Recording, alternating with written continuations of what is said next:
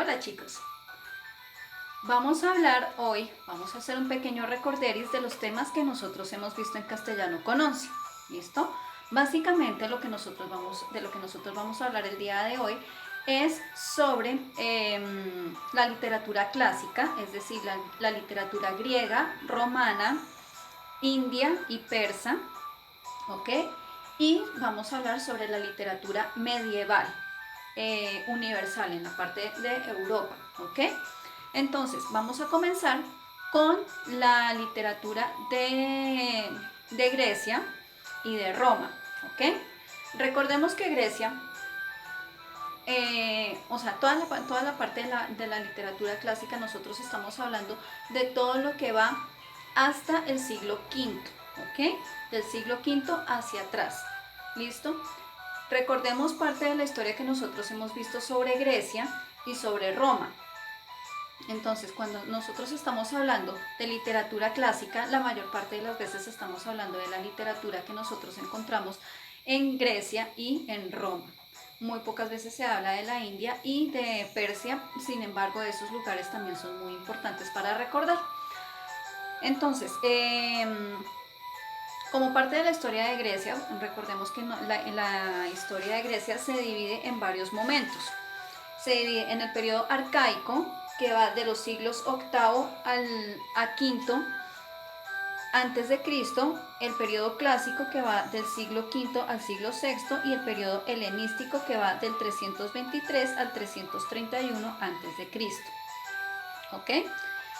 Luego de ese tiempo, los romanos invaden Grecia y Roma empieza a ser el gran imperio, a constituirse en el gran imperio que llegó a ser. ¿Ok? Ese imperio va desde el 331 a.C. hasta el siglo V. En el siglo V, el imperio romano ya había ocupado gran parte de Europa y un poco de Oriente, de la parte de Turquía hacia ese lado, Siria y todo ese lado. Pero en esos siglos hubo unas tribus germanas que no quisieron, que no se dejaron gobernar, conquistar por los romanos. ¿Listo? Y ya hacia el final del Imperio Romano ya estaba muy desgastada la parte religiosa, la parte moral, la parte mm, militar, y por ende ya las tribus germanas fueron capaces de doblegar fácilmente a los militares romanos, de tal manera que las tribus germanas invadieron el Imperio Romano de Occidente, provocando su caída. El Imperio Romano de Oriente sobrevivió, y sobrevivió a través del Imperio Bizantino, ¿ok? Del cual fue del cual fue emperador Constantino, y ellos lograron hacer que sobreviviera el imperio romano de Oriente un poco más. ¿Listo? Hasta que llegaron ciertas cosas y llegó el cristianismo y se acabó. ¿Ok? Entonces, hasta ahí llega la parte clásica. Cuando nosotros hablamos de la literatura griega y romana, nos encontramos básicamente con ciertas cosas. En Grecia se desarrollan diferentes tipos de literatura, que fueron la épica, la tragedia y la comedia, entendiendo nosotros que la tragedia y la comedia hacen parte de la dramática. ¿Listo? Entonces, dentro de la épica, básicamente lo que los romanos, lo que los griegos desarrollaron fue una literatura, épica, ¿sí? En donde ellos hablaban sobre los héroes que ellos tenían, sobre los dioses, desarrollaban himnos a los dioses y todo esto.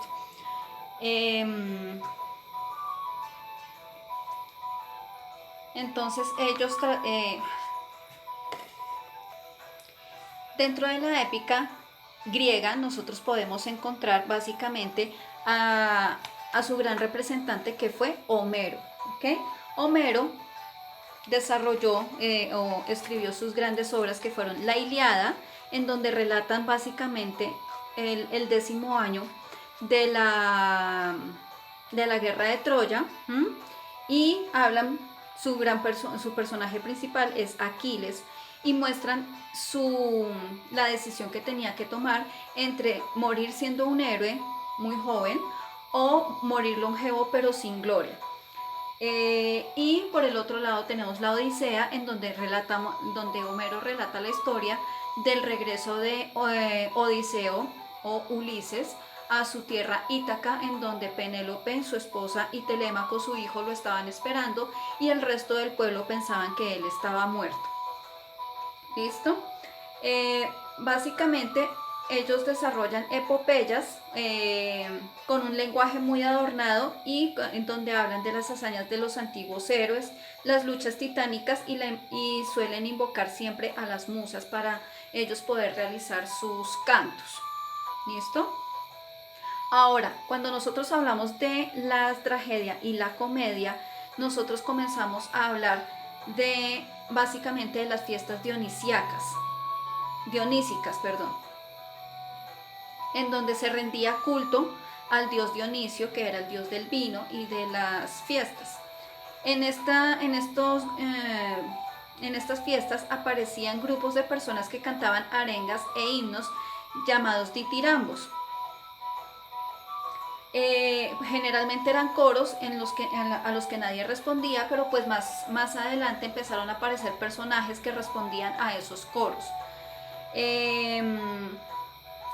Así se desarrolló el diálogo teatral entre un coro y un personaje que respondía a ese coro.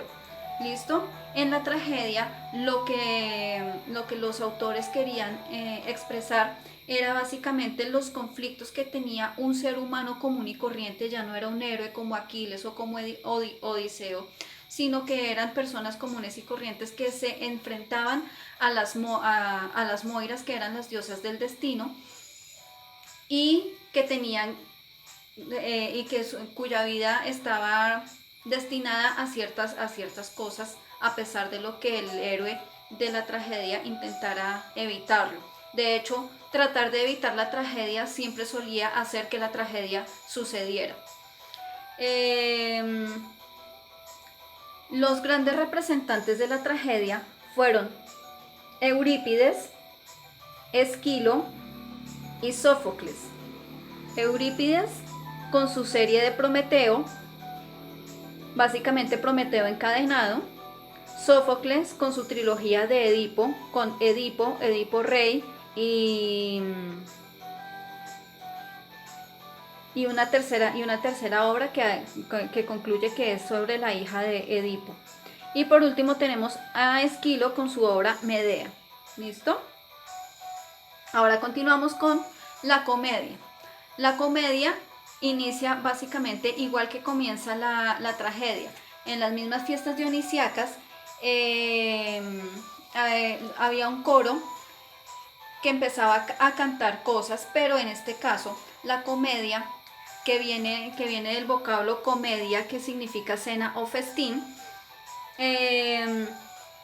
hacen mofas y parodias. Y también después, más adelante, hay un personaje que empieza a contestarle a ese coro. Pero en este caso, la idea era divertir al público y criticar la vida cotidiana de la sociedad griega. Y generalmente el coro estaba simbolizado por animales. El más importante o el más recordado es Aristófanes con su obra Las ranas. ¿Ok? Ahora, cuando nosotros hablamos de la literatura latina o romana, nosotros vamos a encontrarnos con épica, con lírica y con comedia también. ¿Ok? Cuando nosotros hablamos de la épica, básicamente los romanos hicieron una imitación y asimilación de la literatura griega, intentando darle perfección estética con elocuencia, con sátiras y con historias propias de su tierra. ¿Listo? La épica romana o latina está representada básicamente con Virgilio, con su obra La Eneida, en donde se desarrolla lo que sucedió después, según Virgilio, de que Troya cayera. ¿Listo? Por otro lado tenemos la lírica.